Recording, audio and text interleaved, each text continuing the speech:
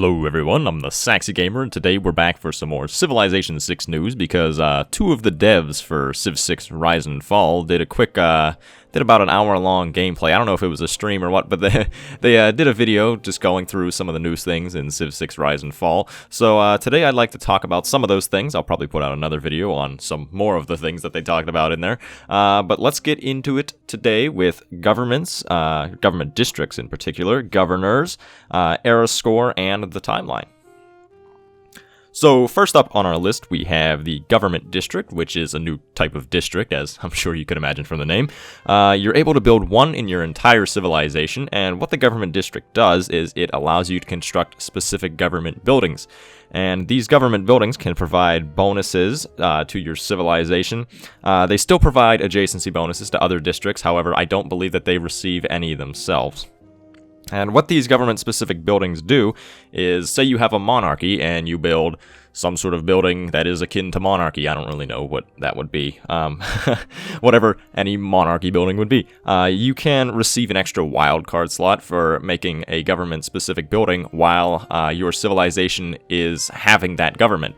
In addition to that, there will be other bonuses, perhaps to loyalty or such things like that you can receive from government districts. So I think that this should be a pretty cool addition to the game that definitely just helps with the whole loyalty thing and fleshing that out a little bit.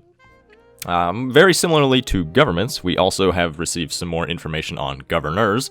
There are 7 governors in the game, each with their own specializations. There's ones that are geared towards science or production or towards loyalty / like being a diplomat or finances. I don't know if I said that or not already.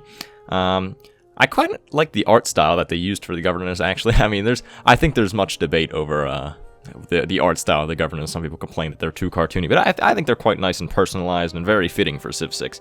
And how these governors work is you put them in cities, and they provide unique bonuses to that specific city.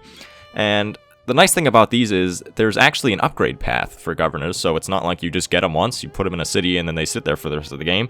You can actually upgrade them throughout the game. As you can see right here, there is an upgrade tree that provides various other things for the governors, such as increased bonuses, and there's actually even a few unique tile improvements that governors can provide, such as the fishery, and I forget what the other one is. I think it's the park or something like that. So these should be pretty cool, yet again. Another way to just increase the complexity of the gameplay of Civ 6, because it does get a little bit simple sometimes of just, well, here we go, let's build our district and let's build our buildings and all that.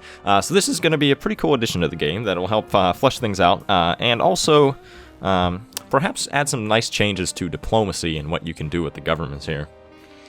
In addition to this, we also have some new information on era score and timelines. And what era score is it is score, well, obviously it's score, that determines whether or not you get a golden age or a dark age, or a heroic age for that matter. And where this is all recorded is in the timeline, and I'll show the timeline right here. But what the timeline is it is a record of all major achievements of your civilization that give you era score.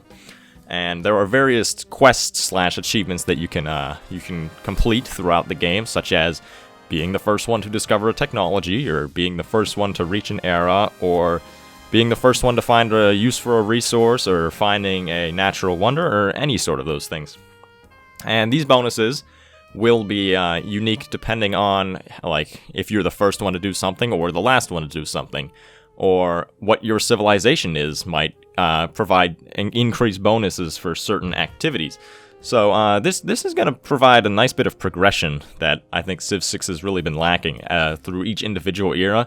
So not only are you going to have civics and research, but now you're also going to have timeline events that you're going to be able to go through.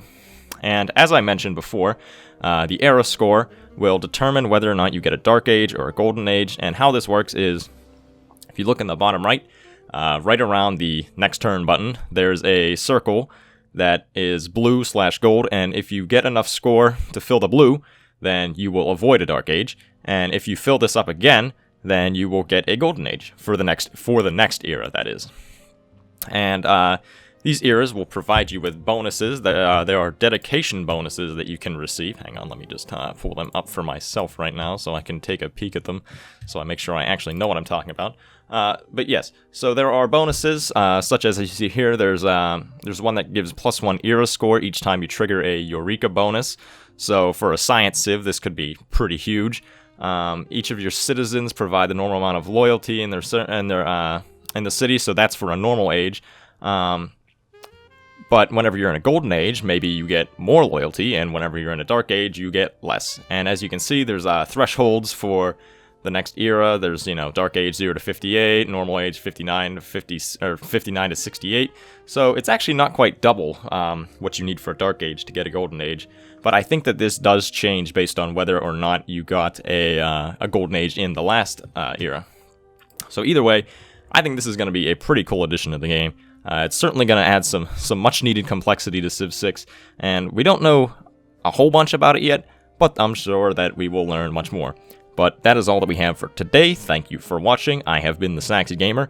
If you enjoyed the video and you are looking for some more Civ 6 news, feel free to subscribe. I do have a Civ 6 Let's Play going on right now, so take a peek at that if you are interested. If not, feel free to dislike and, leave a comment telling me that I'm scum or something like that. But thank you everyone for watching. I have been the Saxy Gamer. Goodbye.